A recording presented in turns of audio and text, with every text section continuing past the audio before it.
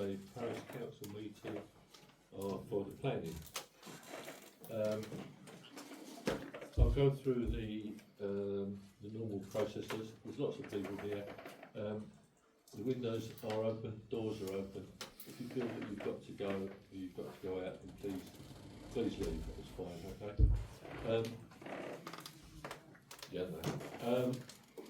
Parish council meetings and planning meetings are videoed and they are recorded.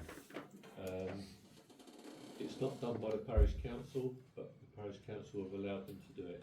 Everybody on that side, right the way down to the gentleman at the back, and all of the parish council are all on the video. If any of you don't want to be on the video, then I'll have to ask if you want to move, please. Otherwise, you will be on there, alright? Okay, first of all, I'd like to hold a minute's silence. Most of you will now know that Lorne Smith passed away last week. And I'm talking to the audience, particularly. Lorne did an awful lot of work on the original Wakehams site in terms of collecting data, making sure everybody knew what was going on, talking to relevant bodies, trying to get them to make sure that they supplied the right information when they were supposed to supply it. I spoke to him on Tuesday and everything was fine on Tuesday, and then I found out that he passed away on the Wednesday. So if it's all right with you, I'd like to hold a minute's silence. Yeah, it's no need to stand up because it's very difficult.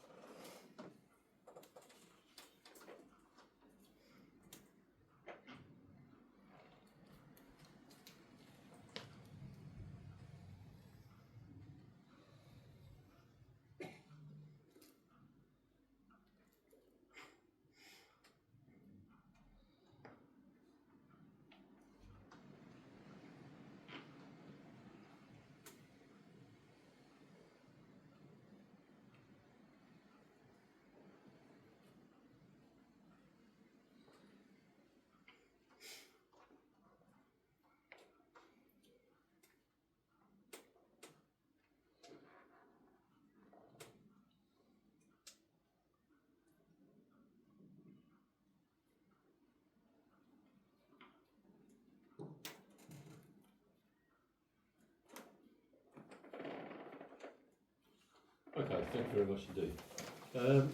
Right, we'll start the meeting. To record any apologies for absence. I haven't heard anything from Councillor Thatcher and just Andrew Meyer, yeah? Okay. To receive any declaration of interest, personal or prejudicial by any members? No. Okay. Okay, we move on to comments on questions from members of the public present relating to the items on the agenda. I already have one which was received earlier in the week from Maggie Sullivan. So anybody else? What I will do is that if somebody is talking about a specific function within one of the applications, let's say flood, if anybody else is going to add anything in terms of flood as well, but it's already been covered, could I ask you if you would stand down from that particular point? Just means that we can move on. If you've got to, what you've got to remember is that this is a parish council planning meeting. We're listening to you to tell us what you want us to do or what you think is right. We will deal with the policy issues if we feel that it's an objection or an acceptance, one way or the other. So I've got Maggie. Who's next? Yes, sir. No? Yeah, my name's Mark Colgrove-Smith. I'll just call that Mark. Okay. I don't want the questions right now. Okay. It's not the way that we normally do it. We would normally read out and ask for the questions now, but Okay. as most of the people here are probably for Wakehams, we'll go down. Anyone else? Chet's on behalf of village people. Thank you, Chet. Okay. I'm not sure if you'd rather take the question from me, but Councillor Miller also has the question. So Okay. regarded by you. Yeah, I believe Lou's going to read it out. yes, this is as a representative of the parish council in relation to the market garden. Yeah, not yet, Lee. Not yet. No, we'll wait till we get to. We'll wait till we get to the one that you're referring to. Okay. Yes, sir. Hugh Jennico. I'm just wondering, are you tonight replacing the objection that was put forward by the parish council that was done by Pauline Collins? Presume you are. It's a new application, so it will be dealt with as a new application. Yeah. Not based on the previous one. No, it will be tonight you discuss, presumably. We'll be listening to you, yeah, and we'll decide whether or not we're going to object or accept at the end of the Right. discussion. Okay. Thank Anyone you. else? No. Okay. Right. Well, that's fairly easy. We'll start with Maggie. Maggie, can you? Okay, don't stand up, please. Thank you. Thank you. Can we give you? If there's only 3 people talking, can we say 5 minutes? If that's Do my enough. very best, yes. Okay. Thank you. Okay. Good. Can I also join you in my expressions of condolences to the family, friends and associates of Lorne Smith. His larger-than-life character, you know, his loss will be felt in many circles, I'm sure. And thank you to the Chair of the Parish Council for giving me this opportunity to speak today. I'm in some pain today, so you'll excuse me if it sounds a little bit less articulate than I'm normally used to expressing. But just so you have some knowledge of my experience, I'm currently a key hydraulic member of the parishioners contingent of the Southern Water Pathfinder project, specialising in the water assets of Fairlight and Pet Level. I'm also a flood affected victim myself from Lower Fairlight, which is seldom discussed and which really needs to be taken in context with the terrible historic flooding, I think, at Pet Level, so I'm entirely empathetic to the plight. I stood for 5 years also on the parish council, specialising on watercourses, highways and surface and ground and foul water drainage and flooding within Fairlight. So I've gleaned quite a lot of intimate knowledge of the catchment and to a certain extent the flood affected parishioners of Fairlight. The points at hand really, may I start with a conclusion really, which is that for a range of issues affecting both Fairlight and Pet Level, I believe that no development on Pondfield or indeed any other such development, small, medium or large, should be permitted in Fairlight until such times as Fairlight wastewater treatment works has been not only upgraded but reaches the government directives of 10 spills per annum per catchment or better. Furthermore, the upgrade would need to incorporate both capacity, contingency and be shown to be robust and reliable resolution to the sewage spills, surcharges and floodings experienced within the catchment and over a prolonged period of time. However, by Southern Water's own admission, work to upgrade the capacity of the wastewater treatment works will not be until Asset Management 12, which will be in 2050, and even then improvements may not be possible given the demands of other more imperative assets within Southern Water's catchment areas. Currently over 50% of the discharges occur from the wastewater treatment works. Originally the works was designed for a capacity of 1,500 residents in the 1950s, and according to county documents the wastewater treatment works were close to exceedance in the mid to late 1980s of that number. Which is why the issues of surcharging, flooding and CSO discharging has grown, not only in the number of spills, which are most often spoken about by Southern Water, but also the growing durations. Collectively, the sum of 10 spills per catchment per annum is a far cry from those currently experienced, and during regular rainfall, which is currently over 100 spills per annum for all 4 sources. Reduction of these spills is a significant hydraulic challenge, however, and not one that can be easily remedied owing to the inherent fixed constraints within Fairlight's sewer system, and which now considerable development and infill has occurred within Fairlight cannot be remedied. In 2023 there are over 123 spills for a duration of 753 hours from all four sources, and in 2024 106. Really very little by way of savings in terms of spills. I think it was about 17 were calculated and maybe about 50 hours reduction, so not very much for all the work that's been done with regard to lining works and also the leaky water butt initiative, which is quite disappointing. You'll also be aware that Southern Waters indicate that there are indications that they have capacity are centred mainly on dry weather flows, and the fact that this is foul discharge alone, and our area is actually combined foul and surface water, sewer. It's not just foul.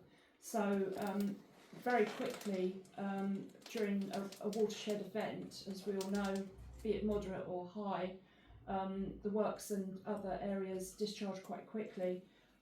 Somewhat 90% of the time it's estimated that all four discharge points simultaneously discharge. What's more worrying, I think, really, is that despite claiming that they have capacity, this is the CSO number 3, which is adjacent on the southern boundary to the proposed development, has a 450 going into a 175, which means that 85% of that 450 pipe that contains the sewage is currently being discharged into the watercourse before it runs into the 175. And the 175 will be the sewer that actually connects the development to the gravity-fed sewer system. So not only will it increase the CSO discharges from CSO number 3 as a result of the 175 reaching capacity sooner, but anything that reaches the works will also spill because of the 90% simultaneous spill event. So it's less than satisfactory.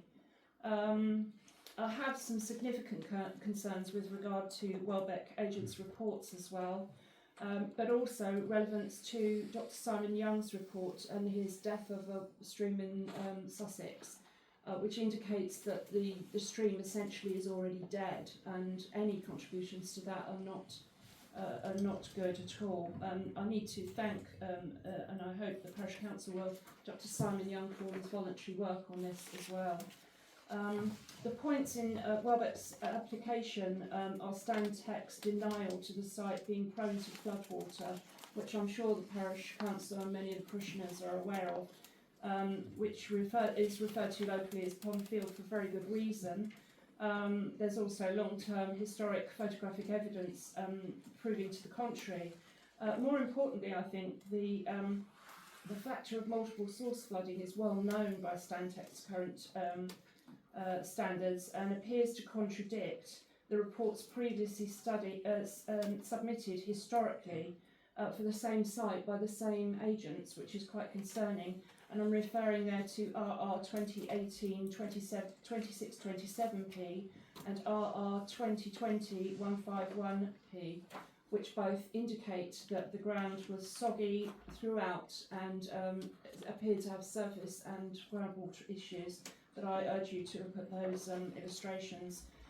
Furthermore, the EA illustration of the flooding map data is not entirely indicative of what of the flooding that's actually experienced on site, which is believed partly due to the underreporting of residents to the flooding issues concerned. And I put down myself as flood fatigued for being guilty of exactly the same, because I've been flooded sometimes twice annually and gave up reporting it in the end because we were pushed from pillar to post between the EA and Southern Water. So many of these flood events, although they have been listed, or some of them have been listed on the application, are not actually, they don't actually match the number of flood events that have truly occurred. The concern also lies with the groundwater testing, which has been done, as you're aware, in a drought year, and in my opinion is not fully representative of the normal annual watershed events. Also, in looking at Fairlight's rainwater charts for the rain station, it's been the driest March on record, which was during when they did their testing, since records began in 1976 at just 5.1 millimetres. So it's not going to give a representative picture of what water, surface or ground is present at the site at the time. This source, the rainwater source, is a very well respected source and gives information to the EA and the Met Office. Furthermore, with the exception of CSO number 2, what I can say about the spills so far is that some of them have gone up marginally, which to me indicates that water that was formerly bypassing CSO telemetry and leaking into the environment is now being confined into the sewer, actually being properly counted as a spill from now on, which again further indicates that the works are not up to par in terms of in terms of their attenuation. Right, so the spill figures in 2025, because of the drought year, will likely be lower. I don't think really we can rely on those figures in terms of average rainfall, although I'm sure Southern Water will want to put forward that they have made some impact. But if we look at the spills from 2016 to the current day, annual durations have varied from 194 hours to 982 spill hours per annum, depending on the rain events, obviously. So the durations are also growing over time. The issue of flooding, therefore, would be exacerbated by longer durations of CSO discharges experienced at CSO number 3, and additional contribution to CSO discharge caused at the wastewater treatment works. From the evidence gleaned and my experience as a member of the Pathfinder project, with considerable benefit and input of my own civil engineer over the past 20 years, the reduction of spills is an extremely difficult hydraulic problem to solve. It's not only exacerbated by the multiple fixed constraints within the watercourses themselves, but constrained also by inherent poor gradients experienced within the catchment, which causes sedimentation in the pipes and then adds to further flooding. Furthermore, the proposed attenuation in the application cited known to experience surface and groundwater in that area, and adjacent to a watercourse identified by the EA as a risk of overtopping and flooding, given the increase as well of the impermeable area, plus the additional flows from surface and sewage water, in my opinion, it cannot be argued by Welbeck that the development is either safe, does not increase flood risk, and does not detrimentally affect third parties, which it clearly does. I refer you again to the flooding event in Fairlight, where tens of properties were badly affected by sewage pollution. Also, AFDs, those who have anti-flood devices, were unable to use their utilities during that event, meaning nothing could be discharged from their homes. And also the infrastructure issues, whereas previously we've had infrastructure collapse and road closures by the sheer volume of water going into the system.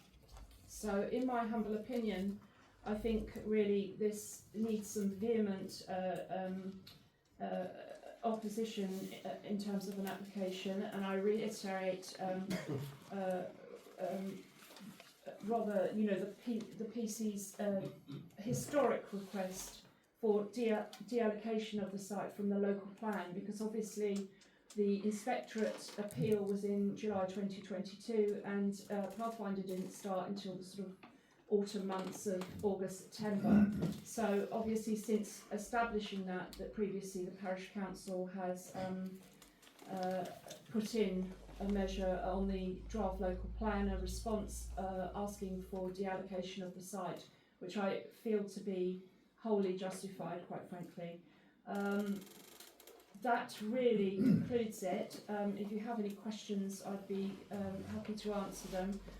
The only other points I would make would be potentially in the future, should this be appealed again, should it be successful, as in it doesn't go ahead, but appealed again by Welbeck, I would suggest that we need some professional input in terms of a civil engineer, a qualified engineer who's able to deliver the policies and arguments that that court would require.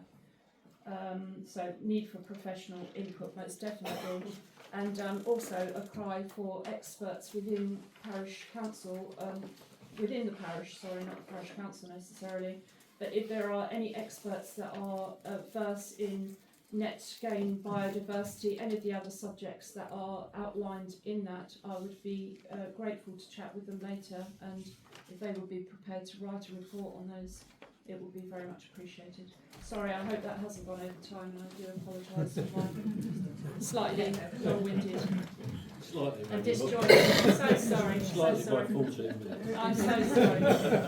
Okay, I think I knew what Maggie was going to be talking about, and whilst I've limited people to 5 minutes talking, it's very important of what Maggie's work's done over the last 20, 30 years. Parish council deal with the policies. There are lots of inaccuracies in terms of policy procedures and bits and pieces. I think I spent probably 40 hours this week just studying Welbeck alone. And Jeff and I spent 2.5 hours on Saturday as well going through bits and pieces. So I say thank you, Maggie, for what you've done Thank you, Chair. now and for what you've done in the past. Thank you very much. Can I just ask a couple of questions? Just to Please do, yeah, clarify? go ahead. When you talked about a 175 and a 450, that was in millimetres, wasn't it? It is, yes, yeah. It's a 175 pipe, which is the vitreous clay original from the 1950, when it was laid in 1952. Yeah. The 450 going into it takes the bulk of Battery Hill and some parts of Farley Way, Knowle, and some parts of this area and Broadway as well.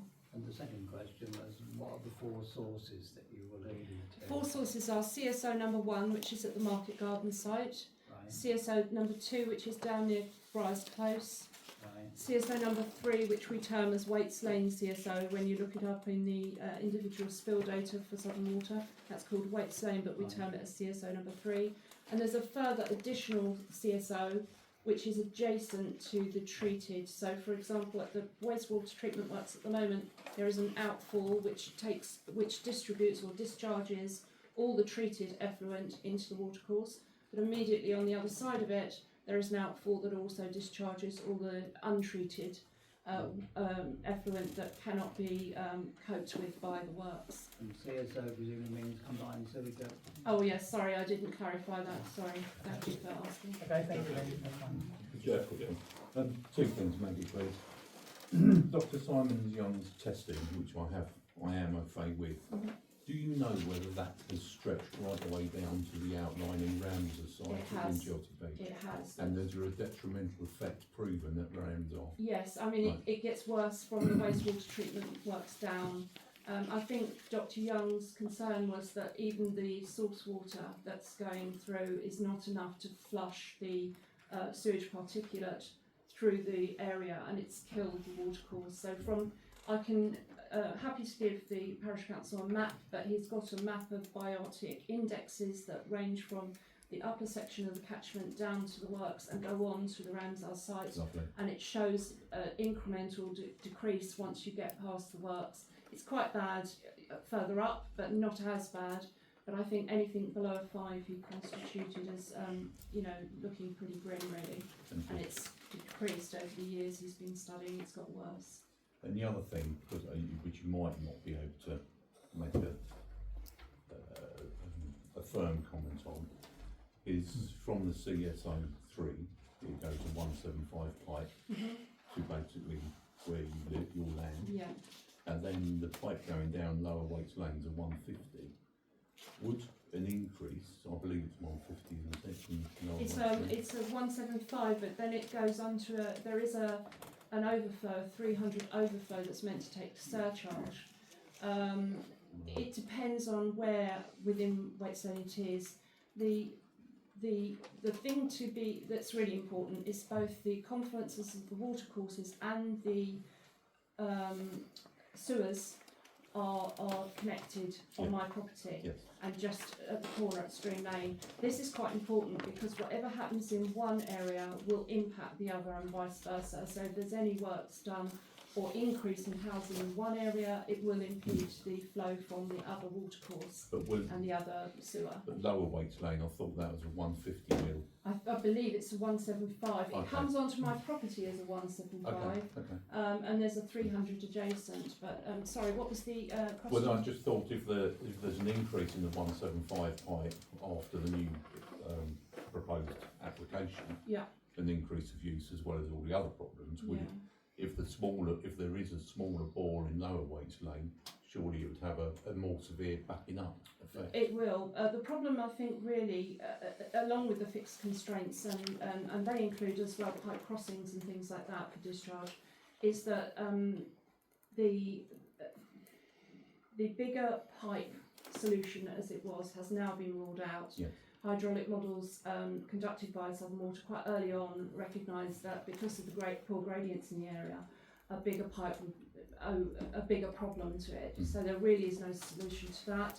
And in terms of attenuation as well, there is no room at CSO number 2 or 1, for that matter, in terms of the volume heading toward it. It cannot attenuate that amount of water.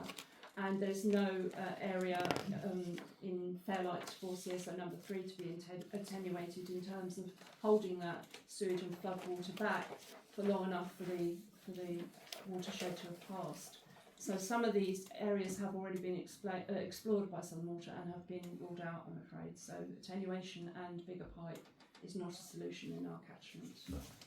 Okay, thank you. Thank you. So can I, Maggie, there is CSO number 1, there is plenty of room to make the attenuation tank bigger, but Southern Water have said that the work to do so is not practical and not cost effective.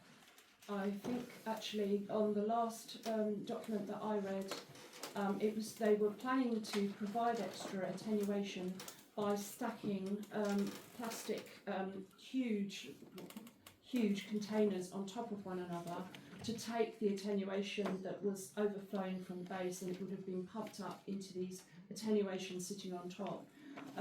Hydrologically and weight-wise, that it was deemed impossible. They did actually look at surveying that with regard to the weight, and the weight alone would have crushed the actual attenuation tank below I it. think the space is bigger than I don't think the attenuation tank existing is like that. I mean, they've got this much space, so they could make it bigger. It's not going to remedy the flow still, unfortunately, and the fact that they want to put greater attenuation on top of that indicates that the flow is such that it cannot be managed and cannot conceivably be stored.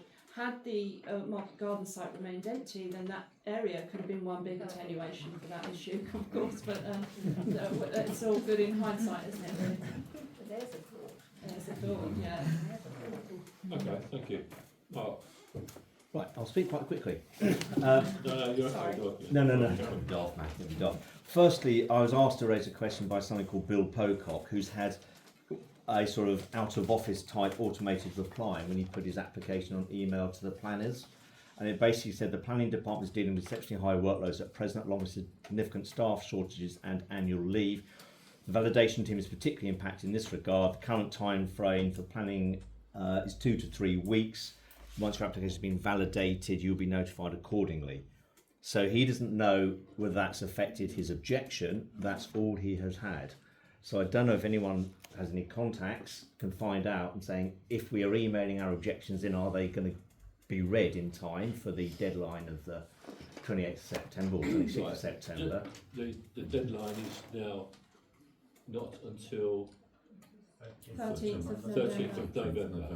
For putting in... Yeah, but putting in comments, as far as I'm aware. They Right, will, that's they will be news. accepted. Yeah. Two reasons really for this. One, there's a big software update going on in the planning department. And don't laugh. It's just We that through- happens, falls at the same time as the last. Yes. Wakehams. But we made a request through the Rother councillors to force planning to allow some leeway on this application. Okay. They have come back and said they will hinted, there's nothing confirmed with planning. They've said that they will accept comments up until the 13th of November, but as soon as you can get them over, the better. Okay, so And that is through the contacts which are being circulated by the at the moment. Yeah, and have been on Facebook yeah. and the like. So shall I just go back to Bill and just say, you've done it, it will be accepted if you've actually emailed it in? If you've got a reply, then keep the reply. It's got, yeah. Just in case, yeah. But they will put it on it. They will put it on. Okay, so the points I wanted to raise is firstly, and I'm not asking for an answer to this yet, but what the hell has changed from 3 years ago? I don't really understand the process. I have had nothing compared to the experience of my colleague on the left here. So I don't really understand what has changed since the appeal hearing. What I have done from the very sad news of the law, and I spent Friday, Saturday and Sunday researching as best I can. So a few comments, a little bit just to support on Maggie, but something slightly different, and then a couple of other areas. So we know about the sewage system. That is just unarguable, and how it's already bad. So this, you can't argue that this isn't going to affect that. The attenuation basins, which we've just covered, but they do only manage surface water runoff. They have nothing to do with the sewage, so that isn't mitigating the sewage problems at all. Moreover, the borehole testing that's carried out was done to an exceptional drought, March 25 to July 61, cannot be considered reliable. And actually, if you look at the charts within their report, borehole number 3 actually showed groundwater 2.4 metres, borehole number 4 showed groundwater at 1.6 metres. So even though we're in the a drought period, we're still showing groundwater is present on the site. They weren't, according to the search lab, but they were only drilled to 5 metres. They weren't run through to measure any seasonal changes because they're only done from January for a period of a few weeks. So you cannot accept that that is clear evidence that the groundwater doesn't exist. So that's what I managed to find out on there. I think regardless of what they say about sequential testing, if you look at the national, I can't even remember what the acronym stands for, but it remains a requirement, and the previous appeal did actually confirm that, so the evidence they put is misleading. That covers a little bit of support for what Maggie was saying. If I can just go very briefly into AONB, although the development site at Wakehams Farm is not within the Highfield area of outstanding natural beauty, it is immediately adjacent to it and visible from within the area, like the Saxon Coast Path. So as such, according to the AONB, this development is still subject to AONB protections. So I won't go into all of the detail, but the proposed developments in close proximity done that. The area offers expansive views eastward across open countryside, which form an essential part of the landscape character and contribute significantly to the user experience. The planned construction of approximately 35 houses on the site would introduce a suburban form into which what is currently a predominantly undeveloped rural setting and view. It will irreversibly alter the views and the character of the landscape. The proposed landscaping and planting along the eastern boundary of the development site is insufficient to mitigate the substantial visual harm caused by constructing a housing estate. Even the mature tree planting is unlikely to fully screen the development, do little to protect the suburban features such as the infrastructure. And if you look at national policy, paragraph 106 and the Wild AONB plan, both stress that harm to the setting must be avoided, not merely softened by planting.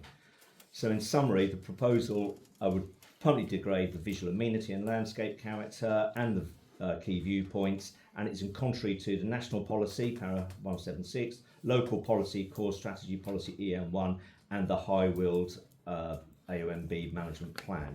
So that's AONB.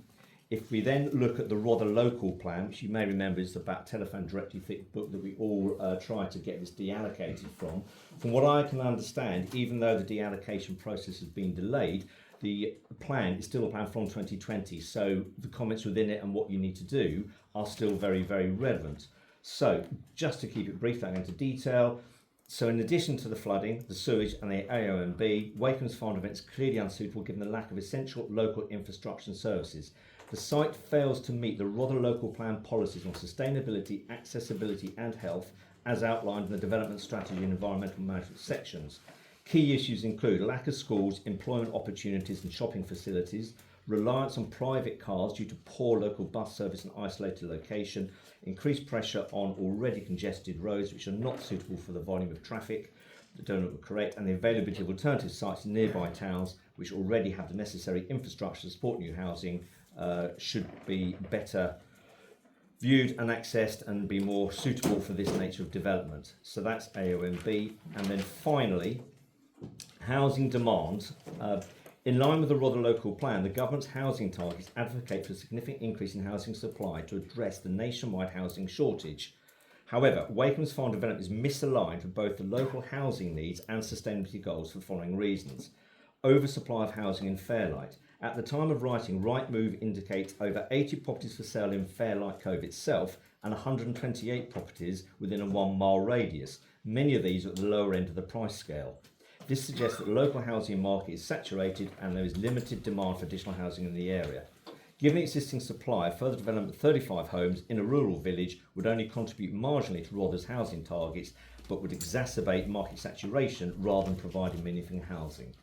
Fairlight lacks the basic infrastructure that I've just mentioned, and the government housing policy, while they promote it, it is essential to ensure that the new housing is developed in areas that can support growth.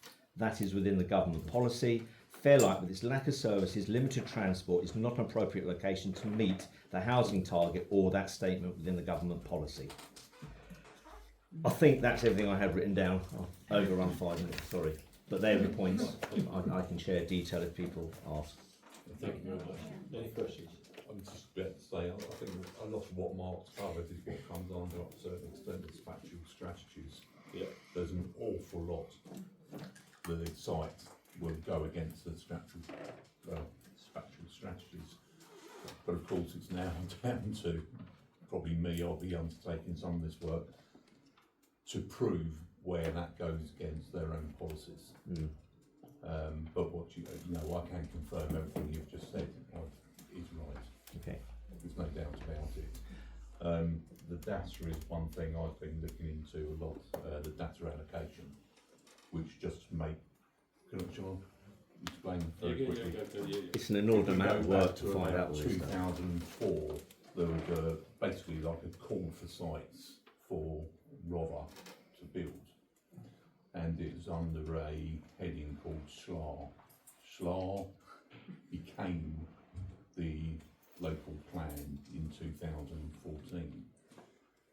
When they were investigating appropriate land, they couldn't find enough, so they put out what's called call for sites, and the 2 plots we have in the village came up, offered up by the landowners.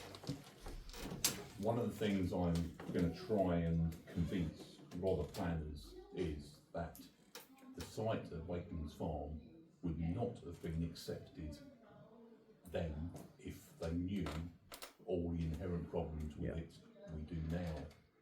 On top of that, for some reason, they decided that because of its size, and only because of its size, it can accommodate 30 plus houses, where in fact the number required to even meet their own plan was only 21. So there is a lot of faults, and it was hinted at the last application near enough that the site overall is not conducive to any development. So I think we need to push that very hard. What is the process, if you don't mind me asking? So let's say you support it and you then go back to district council with all the 50, 100, whatever comments. They then got a date of whatever it is in November. Do they just make a decision yay or nay, or does it go out so that representatives can represent before they make a decision? I just don't know the process. It has changed slightly in as much as the last time that when it goes to planning at Rother, you are allowed to have people speak on behalf of that either objection or acceptance to convince Rother of a particular point or whatever the case may be. But it has changed. I mean, the last time that it was carried out, I believe Maggie and Lorne did do some talking, but it's changed slightly now. That's on the appeals. No, stage. that was the appeal. Oh, I'm That's sorry. the appeal hearing, yeah. Oh, Yeah. Yeah, sorry, but Public hearing, um, Not planning committee. no, but at the planning committee, they have changed that in terms of what number of people that can speak and for how long you can speak. It's not like here we say 5 minutes, you get 15. You know, Sorry. it's, Yeah, that's all. you get 5 minutes and then the You bell get rings. one. Yeah, if you're Yeah. lucky, yeah. So that's the process there. Then they decide. So there will be an opportunity for certain representatives to Yes. place a case, albeit with very limited time. Yeah. Okay. Right. Thank you. Huh? He's hoping it will get called in. It's been, I believe it has already been called in by Tim. it's been called in, but whether it's been agreed. No, I don't know that. I've not had any more information about what's going on after that. Okay. The difference there is, if you're not too sure, is that a planning application normally just goes through the planning department. If it gets what's called in, it is heard by any member and every member of Rother Council. District council. So it's given a District notice District when it's being called in. Or if the parish council objects, it's given a D notice, which means it's still given to all councillors of Rother. Yes. Though it's been called in as well. So we do. That's about the only bit of clout we've got. Can I- Sorry, can I Yeah. make a short statement about the sewage? It wasn't addressed in the inspectorate's appeal. It was thrown out by Rother prior to reaching the inspectorate's hearing. So in actuality, I think there's a very strong case on the grounds of sewage, not just the sequential testing, that this is inappropriate. That's one thing, but the other thing is that the surface water that leaves the site will indeed contribute. It doesn't seem as though it does, but once it enters the watercourse, it runs the risk, obviously, of flooding lower Fairlight and pet levels still again. And at levels that I'm not able to ascertain from the documents currently provided, but given the inaccuracies that I've seen so far, I want that thoroughly tested by an independent surveyor of those greenfield runoff rates, because I don't believe they're correct. Sorry. No, it's okay. Fine. Okay.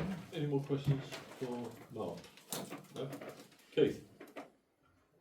Keith, over to you. I don't think I've got any more questions, thank you. You haven't got it. Yeah, Okay, fine. thank you. Okay, councillors, so to you. There was Hasn't Lee got something to say about No. that? is there something about Wakehams? Yes. Okay. Well, it's, yes, it is basically. Do you want me to take it into another part or Hang on. read it now, but it comes under public discussion?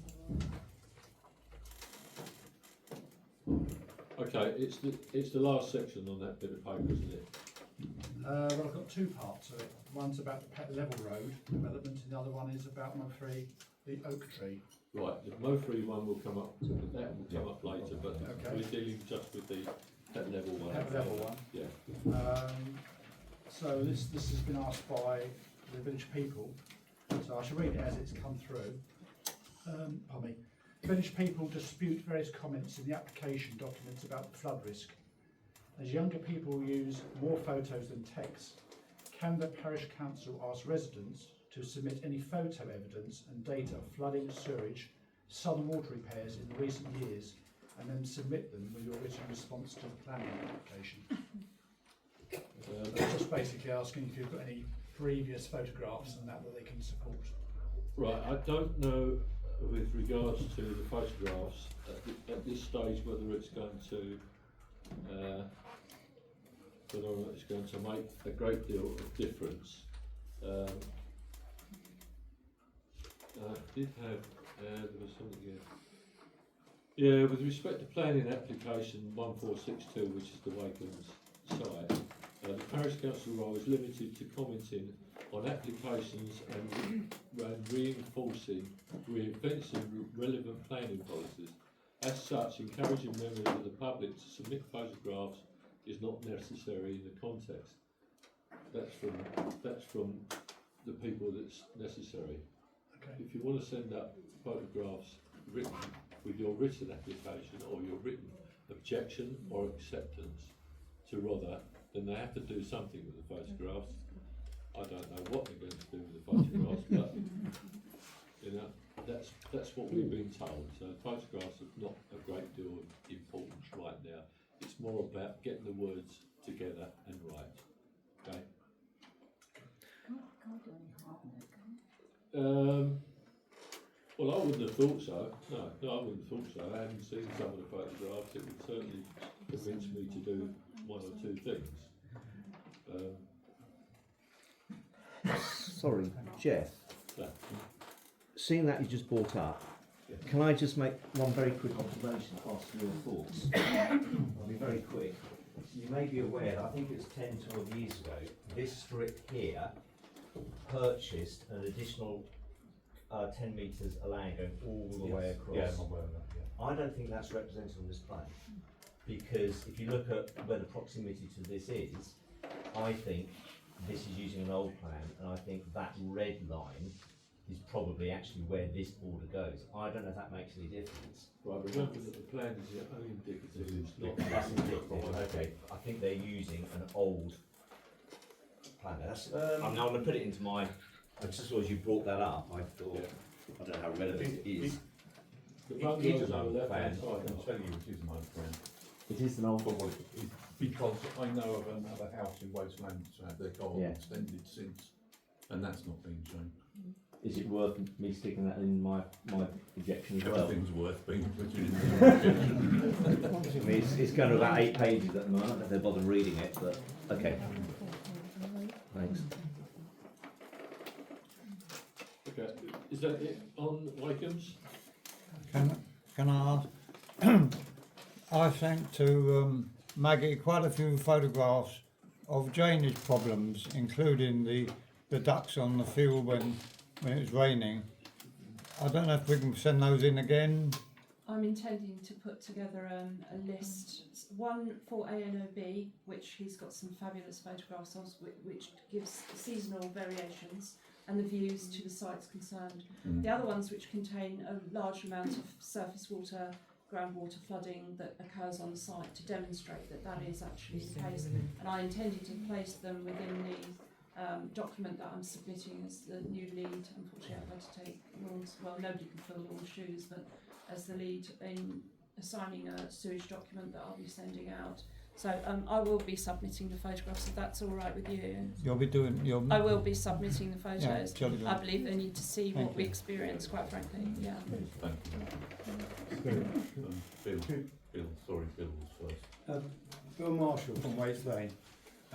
One other thing that we've not mentioned yet is the fragility of the water supply for Fairlight. I mean, this summer there's been continual supply of water tankers topping up the water, and this is before the Market Gardens site has been put on, never mind about the new buildings.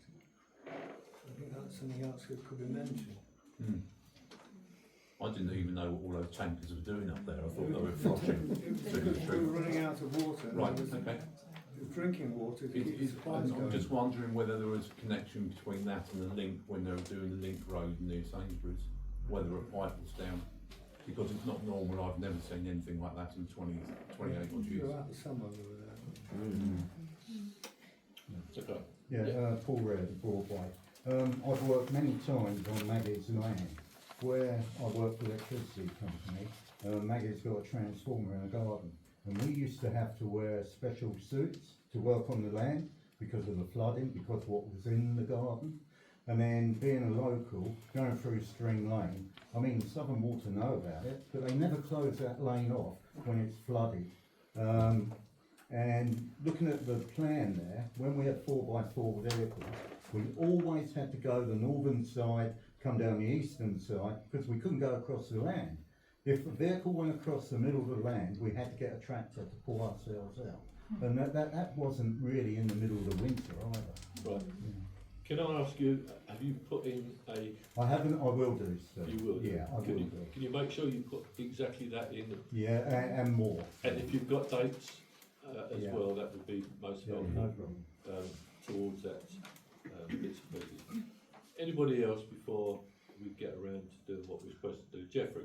Just one question. An old resident mentioned that there's a fault line in that area. The Haddock's fault. I don't know. Yeah, it won't be it won't be Is it particularly green? relevant.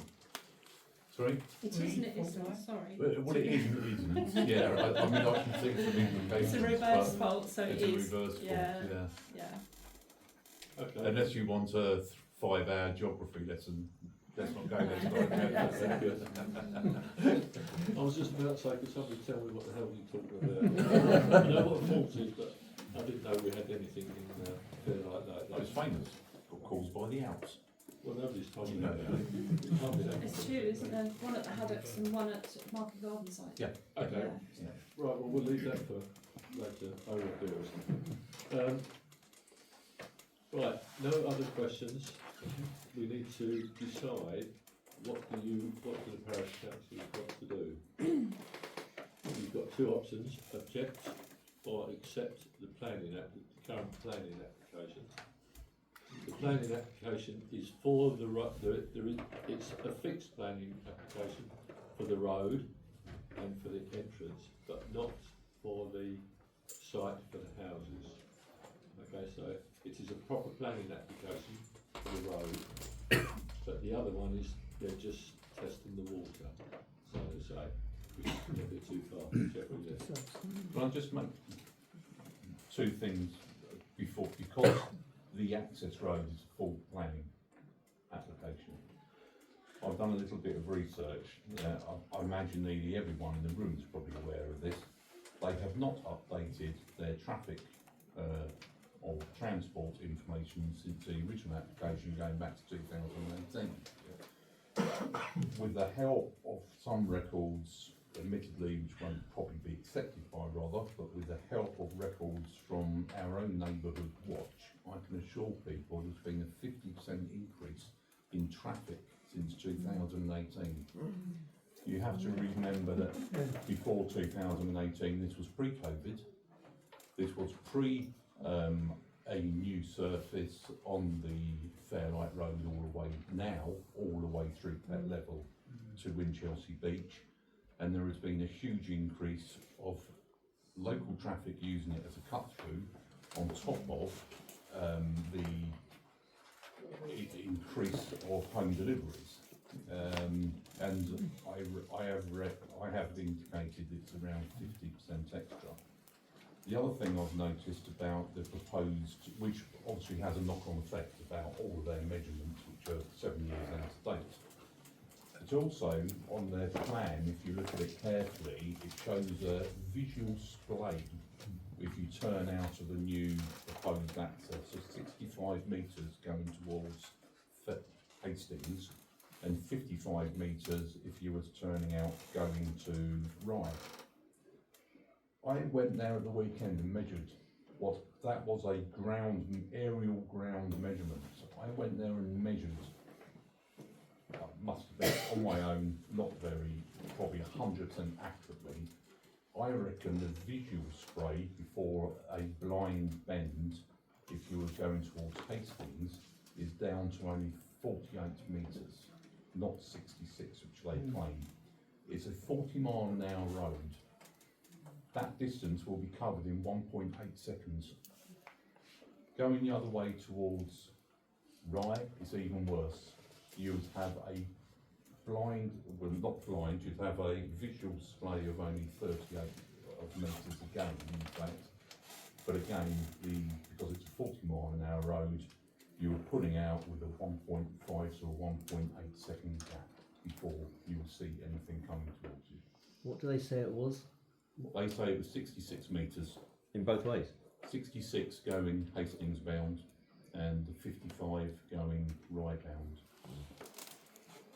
And if you measure that as an aerial, even if you measure it against Google Maps, roughly, you will see it a lot less than that. So I think there's an awful lot of problems for us to even contemplate supporting the access. But we do now have until the 13th of November to get all this in, although earlier would be better. Any comments from other councillors? I think Jeff's covered it very clearly. I think of it in terms of sightline. Yes, which is exactly what Jeffrey's talking about the different tenants, and it is unsatisfactory. More akin to people like yourself who ride push bikes. Yeah. I'm serious. That's I'm true, very serious. And people walking on the pavement, the pavement's That's not no pavement. wide. If you get two people together and a lorry comes down and the wing mirrors are so far out, Yeah. very dangerous. Wheelchair access. We, like I said, we have spent Jeffrey and I spent a couple of hours Saturday, and I spent best part of 40 hours trying to find. Well, not trying to find because they're fairly blatantly obvious. The number of faults that are wrong. Oh yeah. Within the policies themselves. Some things you have to be a bit careful with. The local plan, the Rother local plan, is still only a draft. That's based from 2020 to 2040. Now, I would personally work from the national plan, yeah, for which Rother go away and look at and then use locally for our area. So I would work with from the national plan, and there's an awful lot wrong. An awful lot wrong. What's it called? What's it called? The National The Housing MPP Oh, yeah. What's it called? framework. Yeah. MPP, No, yeah, I know. Yeah. National Planning Framework. I've lost the will to live. Yeah. It's particularly relevant sections about 172 to 184. That's the stance that, depending on what Parish Council do, is what we will take against the policies that are wrong. Out of date data. You know, from 2018, it's miles out. It really is quite appalling. Should we query whether that's deliberate or accidental? No, I think desktop survey. I don't think it's deliberate. I think it's maybe accidental because it's not just the traffic part of it. There's parts in there from the water side and from the AOMB. It's still using the same data that it did in 2018. But this is. It's out of date. It's not what- We still have a post office and we still have a leisure park at Plainfield. We read all of it. But this is well-based report, isn't it? Yes. So what I'm saying is, if they're using out-of-date data, then that is deliberate, surely. But the traffic reports are also out of date. But that's what they're using. Yes. Yeah, but but all these reports, they're all on the site. So you've got the traffic report and you've got Welbeck report. And then we know that there's been no updates on any of There's these no reports. updates. You read it. No, but not using what the Welbeck have given us, but are there no updates anywhere on the motorways, on highways? Have highways not done any reports at all? No, but it's not done by them. It's usually done by a development or a company like Welbeck. Yeah, what I'm saying is that. Are you talking about a national policy? Is that what you're saying? Yeah, Been a and national local comparison. policies. There must be local authorities that are doing something, so police or whatever must be doing surveys every now and again to find out what's going on in various areas, and surely that would sometimes. That's what they should be using, yes. Yes, but that's what I'm they're not. saying. Well, do we know if they exist, these surveys? I don't know. No. But the fact that they're going right way back to 2018. But that's deliberate, isn't it? That would be deliberate if they Oh, can find that. and All use the that. 7 years, 7 years worth of data Yeah. isn't being used. Well, that's what I'm saying. So. But I don't know whether that's, I can't say whether that's purpose or not. It will be pointed out if whatever we do. They have comments at the beginning of the report. Who's been broken into? Transport side along the lines of not much has changed since. Load of rubbish. Yeah, but that's And what in I'm the saying. conclusion, There must basically they've done a new intro part of the report and a new conclusion at the end. I wonder if we Everything in can the contact the most of the local. report is the same.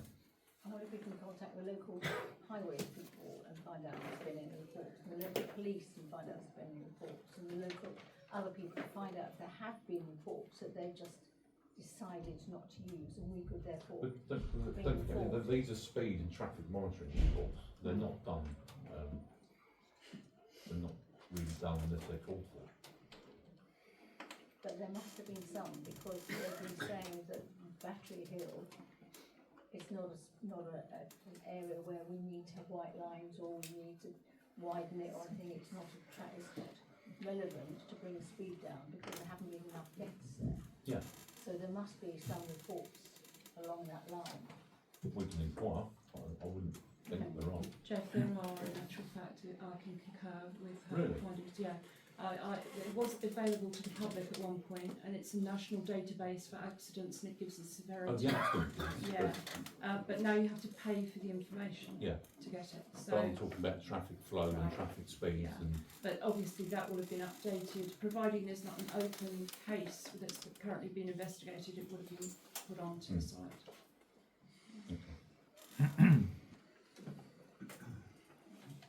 Yes, sir. While you're talking about the footway widths, it's about 1'6" and should be at least 2 foot, I'm sure, outside the houses that are opposite the site entrance. And when this was put forward last year, not the last time, it was said that it was suggested that the highway footway had to be widened on both sides, and if that was the case, then it would not. It would affect the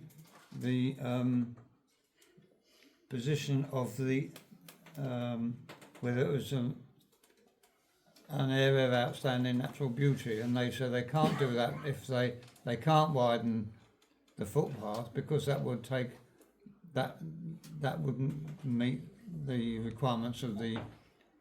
Is that still the case, do you think? As far as I'm aware, it has been stated, I believe, that one of the reports says it would need doing.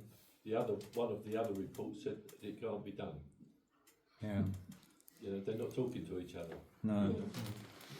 And that's basically the situation. But if people throw it's less than 2 metres in cars, then I've got to go out there and measure it. It's coming weekend and make notes. Because it is again one of the things that I've already got in my provisional notes. The trouble is that you're taking private land to you've got to get private land if you take the width wider than it is at the moment. Yeah, probably, yeah. Which means compulsory purchase orders, and they won't do that, will they? Okay. And no more questions from the audience. Okay, down to the parish council. It's down to you to decide whether or not you want to object or you want to accept this application. If you object to the application, my suggestion would be is that we gather all the data together. We have time to upload it. It's obviously not going to go on the portal because it'd be greater than 3,800 characters. Anything greater than 3,800 characters, it doesn't get put on. You have to send it to planning.at.rother.co.uk. You get that out of office email. If you accept it, then you accept it. There's nothing else for us to do, really. However, we can report that several things are wrong in the data that they've put in there and they've asked for. Can I ask, are you talking about the access road or the whole? No, the access road is the full application.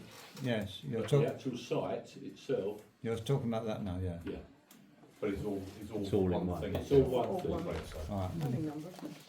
From my point of view, I'd like to object for all the reasons explained. Really. Right, can we have a vote on the situation then, please? Do we object to this application or do we? Don't bother. Okay, carried unanimously. We will object.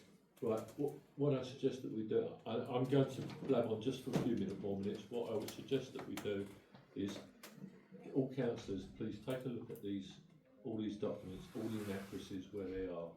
Please put them down on some paper, send them to Jeff, myself and Danielle. Jeff and I will sit with Danielle, because it's not right that Danielle's just sitting, she's up to page 8 at the moment. So it's not fair on Danielle to have to sit there and do all of that. Jeff and I will sit there and compile what we've got, because what you're going to send in, we probably already got. So where we've got something like that, we just scrub it out and move on. What we don't want is when Danielle sends it out for clarification from you, is we don't want it underlined, increased in bold, in red. You have to shout about it. But we want it highlighted in bold and red to make sure that they're aware of it. They won't take any notice of that. We will just write it in the normal format, alright? So if there's anything like that, if there's a spelling mistake or something like that, fine. If there's something we've missed out, then tell us that we've missed it out and we can add it in. Alright? I'm joking. Do we know how much standing the draft local plan actually has? No, they're not working to the draft at the moment. They're not. Yeah. They're still working to the draft. The draft one is to. But they're still Draft they're still report working. 2024. They're still working to the Yeah. 2014 Yes, local plan. Yeah. That's one silly thought, because it's one of the first questions I asked. Can we access that 2014 local plan? Sorry? Can we get hold of the 2014 local plan? Is that available Oh, yeah, to that's download? right, it is easily. Yeah. It's Because I can forward it to you. there's or quite a not. bit You in give the me your email, I'll draft forward it to you. 2024 one that would actually help. And the It gas would on. do, yes. I couldn't find it. You couldn't find it? Draft I mean, 2024. Draft. the draft? Yeah, You just, it's on there. All right, just put okay, I'll in find that it. one. I'll probably type in the wrong thing. Yeah. I think it's 42 pages. Isn't it? 42? Hundreds. Sorry, just the section that I'm talking about. Oh, right. As far as we're concerned, yeah. Yeah. The other bits and pieces do. So it'll just come up draft local, or draft local I plan. just typed in all the local plan and it comes up with They're currently in revision 18, I believe. Okay, right, thank you for that. You're welcome to stay if you wish, but if you wish to go, then Don't hold back. Don't hold back, yeah, go. It gets even less interesting. I'm going to stay so I can just leave emails easy. Is that your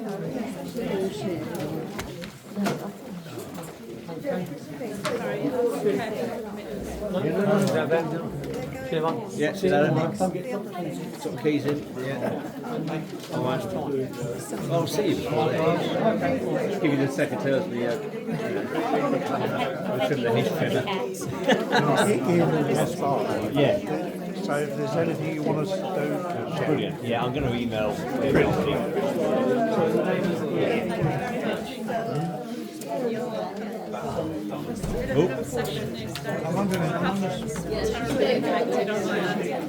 Well done. Well, what I do, I write the comments Again,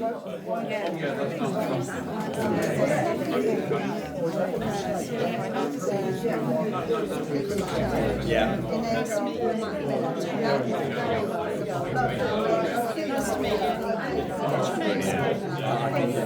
As Lorne said a number of times, it's the volume, not the details. Even if people sort of come off and say there's sewage, there's AOMB, there's a room, whatever they want to put.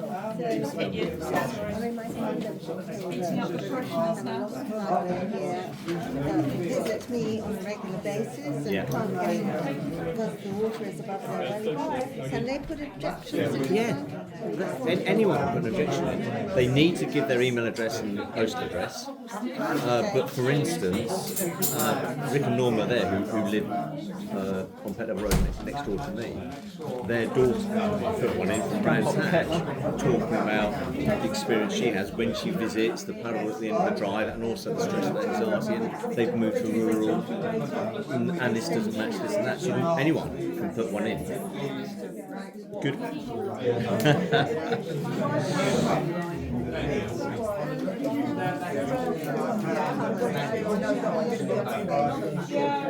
Brilliant. Okay, what I'm going to do, because I'm away, is I'm going to email everyone I've got the email addresses for. So this is what we've got covered. I can leave some printed leaflets outside my house to help themselves until they're gone. Yeah, and I did, yeah. I licked it. Yeah, so I'll leave all that there for people to go and take. But I'm away. But I have to say, now we've got the extension of November, some of the pressure's off. Oh, the sooner the better, absolutely. The volume.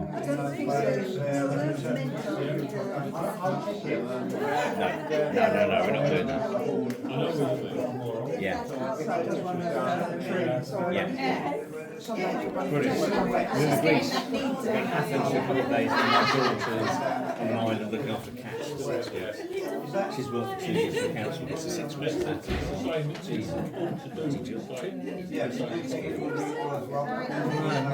I'm paying for it, yeah. Cheers. The more you put down, the more you put in it. I'm just a bit worried about this. Get a bit car shower, we can always hang you from that ride up there. You get a bit tired of that, we can always hang you from that ride up there. We can hook you on. I don't know if that was on mine's Wi-Fi.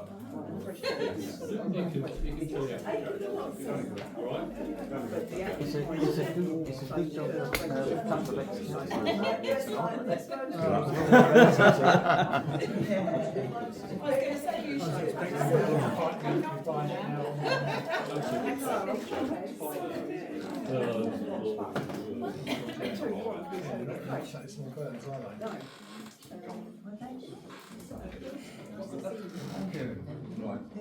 Cheers, sir. That whole restaurant You go. Yeah, thank you. You check your prices now.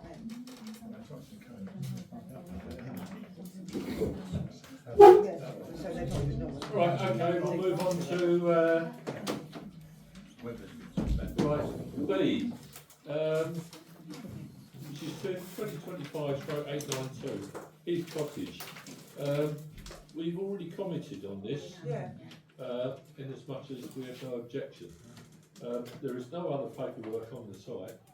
I don't know why they've gone and advertised it back up again. Well, Nothing to do with that. no, okay.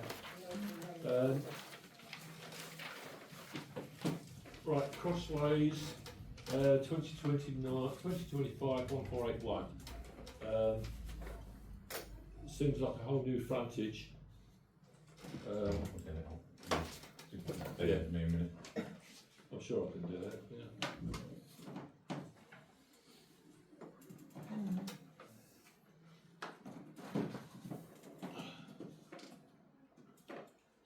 Has anybody else looked at the? Yeah, when you look. Looked online this afternoon.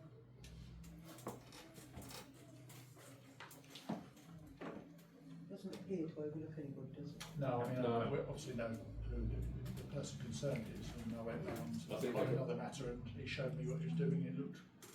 It's got something like 10-foot high trees in front of it. I can't see any major difference. That's the No, proposed. it's just a bit infill between the. You've got full length with It's placing new glass. windows. Yeah. Yeah, it's just pretty, spring And the the front bit, out. the bit in Yeah. the middle is filled in as well. Yeah. Just more windows. The only thing I would say is neighbours' comments to be taken into consideration, if there's any. But we don't object to that yet. No. Okay.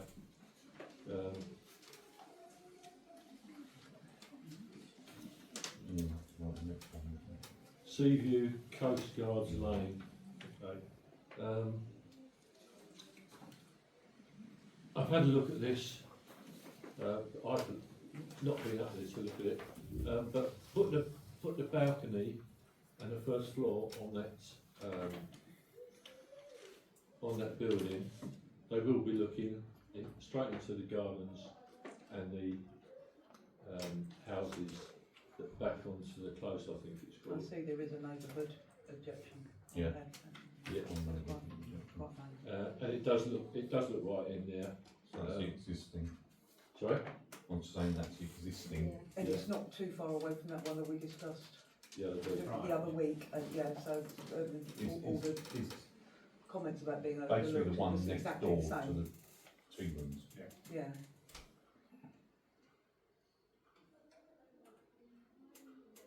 That's a proposed. So it has got, it's higher in the roof up to the level of the outer chimney. But it's the rear here with the extra height will overlook into gardens at least, if not houses on the close. Yeah, it ends up looking straight into the houses and gardens from the balcony and from the front window. What's the distance between the building and the next door gardens? That should be on the work plan. So this is,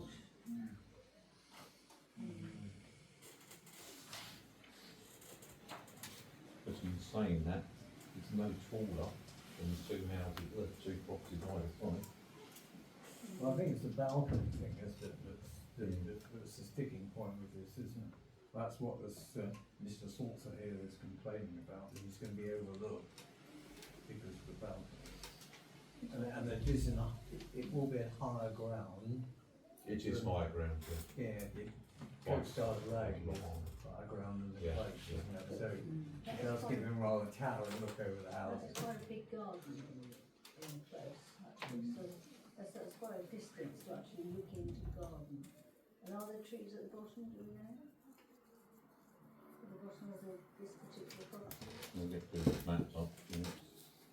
He's making a comment here, opposes therefore concrete local planning policies intended to protect residential amenity and the right to reasonable privacy. I don't know where he's getting that from, I'm not an expert on these things. If approval will set an undesirable precedent for similar units, well, okay. So that's the house Oh, in question. what is the, This one's the house in question. what are the, Oh, so there are some trees or bushes or something, aren't there? Hmm. So, oh, that doesn't. What? That, yeah, that doesn't look like the plan. No. It's on the plan of the actual plan, it had something in the back garden there. It had something, Yeah, I know, it's just might have been a shed which isn't there anymore, or a shed which is now there but wasn't on Google Maps photography was done. there was something there that isn't, that wasn't on. Yeah, I know what you mean. Yeah, is that a tennis, is that a tennis court? You talking about this? Yeah, that's there, but on Google Maps, it's like a tennis court here. Or something. There. I don't know what it is. Shed? what is the policy with regard to balconies, and overlooking property? Do we know what? I don't know. Is there a policy? Not that I'm aware of, I don't know. If you think about that big white house on the property in Channel Way, at the end of Smugglers Way, you go up from Smugglers Way across Bramble Way, up that alleyway, to where the two guys live with the dogs, up onto Channel Way, it's a big white house, isn't it? Yeah. That looks over loads of other people, because there was a huge row about it going on. Yeah. And they got permission for that, so that might be what they're going on. As far as I remember it, because you can see that from out my place. Yeah. You can see the balcony up the top. Yeah. Oh, Only in the winter time. You can't see it in the summertime. Trees are too low. So you can look over, I know if you can use the next property and we'll know Yeah. news about it. Yeah. I remember the mayor supported it, so there was lots of bitching going on. I don't have any time for that. I know, but so that might be what, they're applying on the basis it has happened in the past. And if these trees are quite high, then the balcony wouldn't have that much impact. Yeah, but you've got to assume that the trees are still there. Yeah. And if they're not there, yeah. Is the Is the balcony a Juliet balcony or is it a sitting outside balcony? No, it doesn't. Because that say. would surely make a difference, because you would be able to sit, you'd only be able to look, you probably wouldn't stand there looking. That's not a line of trees, that's a hedge, because it's quite. No. My guess is that it's probably somewhere where, because it's outside their room upstairs, isn't it? So my guess is that it's probably, they're probably able to sit down outside as well as stand up. Yeah. But it also includes a nice decking area down to the lower level, which is. According to the elevations here, it looks like it's quite a substantial balcony. Oh, it's very If I'm looking sitting all there right. and having dinner outside. That's so small. Yeah, it's if we go by the drawings, you're looking at Is that the bit up the side elevation? it's at least four. It's at least 4 metres. Yeah, it's huge. Over 4 metres square. The balcony itself. Yeah. Big, yeah, that was big. You need to go So sideways. this Can is we- balcony can we here, scroll isn't across? it? Can you drag it across, please? Oh, sorry. Yeah. Yeah. So this would be the balcony along there.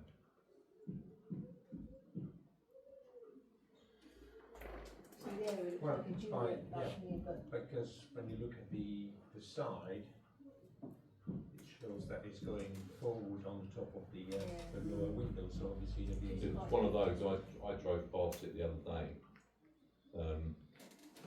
And yes, the property itself has a big edge in front of it.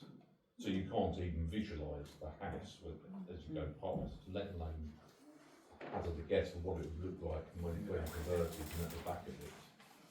I suppose we can always put a thing on there saying we are concerned or something about the I think so. overview. There's also the obvious concerns of its location and building supplies getting to site and building Yeah, vehicles. That is a serious issue up there, actually. Well, it's literally got those 4 or 5 parking spaces opposite. There's no parking at that property at all, or on the property. No, not on the but it's got that big car park right almost opposite, isn't it? Well, not quite. Well, that's country park car park. Yeah, but if they're unloading stuff, then that would make sense to actually put it in there and unload it and move it across. Not really, because it's only a little pathway, isn't it, down Well, to yeah, unload the it. pathway is. The road is quite, it's used quite a lot because obviously. You've got one running plus. Yeah. You got the close and you got sort of Coast Guard Lane, and the other road is going down to Warren Road, which is basically unnegotiable. And driving. I'll take your van there. Yes, I've been. Okay, so what's the consensus of the opinion? We object to this based on the fact that the balcony, Object on the size of the Size. balcony. size of the balcony. Size of the balcony. Yeah. Overview, yeah. Is it more, would it be more appropriate to object, not so much on the balcony, because we don't know what the rules are for that, but on the basis of privacy? And I'm sure there's some policy that suggests distance or some other. But it's the size of the balcony that causes that. If it was smaller, then you wouldn't have that problem. It's not really, I don't really think it's a parish council. It's a sizable balcony. It's the size, small. We can't say more than take, concerns for neighbours overlooked. Yeah. I mean, that would be my concern, really, overlooking, well, from what you showed there on Google Earth, is overlooking a grandstand view of a number of properties, which I think is troubling. That's it, so I've got to view the sea. Okay, so councillor objecting on that? Yeah. Yeah. All in favour? Yeah. Okay.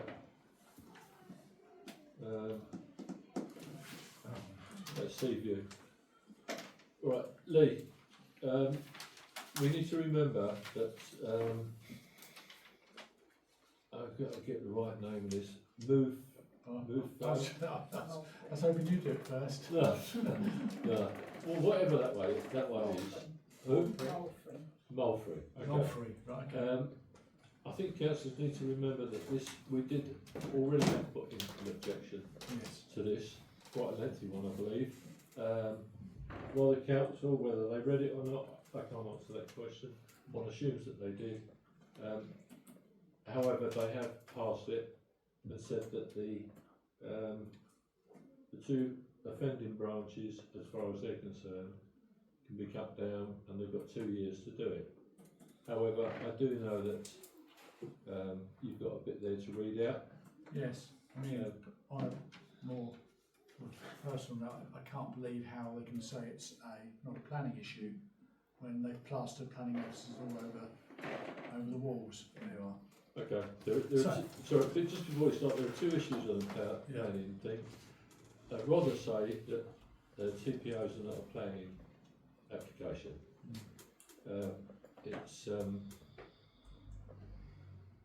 It was called, and they said to me it is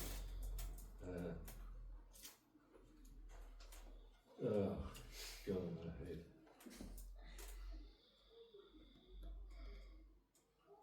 It's something to do with the Constitution. It's a group of people that sit together to decide whether or not a tree can be given a TPO, or it can be removed, or what can happen to that tree as it's got a TPO on it, and that's all it is. It's their decision as to whether or not it's done. I have tried to find out whether or not the parish council can arrange for another objection to go in against that. They can't. There is no objection from the parish council that can be done on that matter. However, I do know that you've got a bit there. Yes, people. I'll read it out, but some of the questions have already been answered, but I'll read it as it is anyway. In the light of Rother officers' refusal to allow Councillor Myers as the Southern Rother councillor to call in the planning application R20251190T to be discussed by public in their planning committee, along with the officer's decision taken down under delegated powers to have no objection to the developer of 9 Market Garden cutting down 2 more trees at Mulfrey Broadway. And they're asking, can the parish council please make a freedom of information request, asking Rother to clarify how many qualified arborists have visited the Market Garden site since March 22 and inspected the TPO 207 to the oak tree. Specifically in respect of damage and counterbalance issues, can you please request access to the qualified Rother Trees Consultants report? Right, the simple answer to that is that the Freedom of Information Act is down to the public, not down to the parish council or a parish council. Not really. No. If you want to do it, then you apply for it. Yeah. Yes, there isn't a charge for it. No, I think a number of village people have already put in a number of issues with that, but say they just asked me to highlight that. Yeah. Okay. I must say I'm concerned on the basis I know nothing about physics, but the logic of a tree grows and they're normally balanced, aren't they? The browns go out. You're going to chop 2 more great boughs off just because it's overlooking, as you thought about originally, then that's going to unbalance the tree. Right, I have asked a person of notable repute on trees, and apparently if you cut branches off of one side, the tree knows that it is out of balance, and it will rectify that by growing more on the side that you cut off and less on the side that is too big. That's going to take time. And that was the answer that he gave me, and he's a tree surgeon. Was that very late evening? I don't know, that might have been a bit to it, I don't know. But that's what they told me, that's what the tree surgeon says, that's how it normally happens. Is the tree knows, it knows that if it's windy, look at a tree when it's windy, you know, from where the wind blows, you can tell which way the wind is predominantly blowing. It grows less on the wind side than it does on the other side. But it also knows that it's got to be more stable than that, and the trunk has a tendency of leaning towards the wind side. I think they're also concerned that this protection area around the roots of the tree has been damaged. Right, that should have been done by the developers. Yeah, well. It should have been cool enough. There's a certain amount of distance that the barriers have to put up. There has to be a notice around the tree, and as far as I'm aware, none of that was done. And isn't the boundary in the wrong place? Yes, the fence is in the wrong place. It was placed where it is because I believe the grandchildren, the people that own it didn't want the grandchildren running off and moving into the ditch that was there. I mean, it's a bit of a dip now, but it used to be a ditch, I believe. Yeah. Drainage ditches. Yeah. So I know a lot about fences being put in the wrong place, in the right place, and. Is that going to go at me? Sorry. So is that going to go at me again? No, that's nothing to do with you, is it? It's not your fault. You put it out. That's beside the point. Okay. So no, there's not a lot. I mean, the boundaries are down to, the owner put the boundaries back where it is. I wonder if that's a possibility. Well, if you put your fences back on the boundary, where the boundary line is, maybe it should have been done when they noticed maybe that the tree hadn't got the TPO signs around it. But again, that's down to the developer. They should have put all that round. It's either the tree in the wrong place or the houses. Yeah. The issue with the boundaries, is the office would tell you that the red line on your boundary papers is probably about a metre wide. Focused down, it's a foot wide, so there can be arguments for years over that foot. But if we staked it out and said no trespassing, perhaps that may help. that's probably worth it. But then that would be a civil matter. But that's a civil matter, yeah.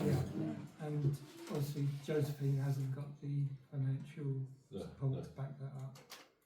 So, but Could you get I- legal aid? sorry, Could you get legal aid? no wind perhaps. On the basis that she just puts the boundary there, fence is Yeah. there, but then what happens? Then they just put it back up. There's got to be something. There's got to be something that can be done about that. I mean, you wouldn't expect to put your fence. You put your fence on your land where you want to put it. Yes, a screen, isn't it, as well? Yeah. But I think one of the issues you touched on is that they've dug the roots away. Right. And the tree has, there's photographic evidence that the tree actually moved away from the fence where it originally was. So, The other thing I can suggest is that you send those photos up to the right people and say, we're going to put the fence back in. I mean, if you just put a line along the boundary or whatever. 3-bar fences. Yeah. Okay. And some barbed wire. Razor, I think. Razor wire, yeah. Okay, that's it then. No more from anybody else. Close the meeting then. Items for notification, yeah. Objection posted on the following applications, FPC 11th August. That was the Move Fire one. Objection sent into office due to exceeding word limit to be posted on the following application by FPC, which is 38 Lower Wakes Lane, which was the 4 houses. I believe East Sussex County Council said sent a letter in with regards to getting one of the houses, the area what one of the houses sits on again, getting it tested because it's on flood plain. So that's the Sussex County Council, so they're on it side for that. Notification only, not open for public consultation. Battery opposite Wakes Lane, Fairlight installation of the sub-tended headed side pod onto an existing BT cabinet. Thank you for that. Yes, I want to go up and take a picture of it. There's a lot of those. There's a lot of these sub-headed side pods to existing cabinets. That's to do with this new Wi-Fi. Oh, right, What to true. do. Okay. Can Enforcement. I? Enforcement barn house. That's the other place you were thinking of. Yeah. Coastguard Lane. Is the barn house. Yeah, on Coastguard Warren Road. And decisions.